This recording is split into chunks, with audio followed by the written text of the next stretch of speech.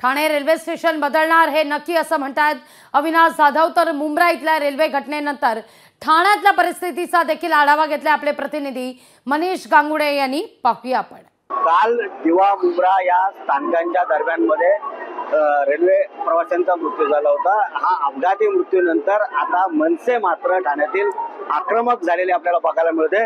ठाण्यामध्ये मनसेचा मोर्चा हा गावदेवी मैदान ते ठाणे स्टेशन परिसरात येणार आहे आणि आपण बघतोय की ठाणे स्टेशन परिसरामध्ये मोठ्या प्रमाणात पोलिसांचा बंदोबस्त, त्याचबरोबर रेल्वे पोलीस, रेल्वे कमांडर आणि दंगल नियंत्रण दल देखील या ठिकाणी उपस्थित आहे। या मोर्चामध्ये सर्वसामान्य ठाणेकरांबरोबरच काही रेल्वे प्रवासी देखील मोठ्या प्रमाणात मनसेच्या या मोर्चात सहभाग घेणार आहेत आणि त्यामुळे या मोर्चाकडे आता सगळ्यांचे लक्ष लागून आहे।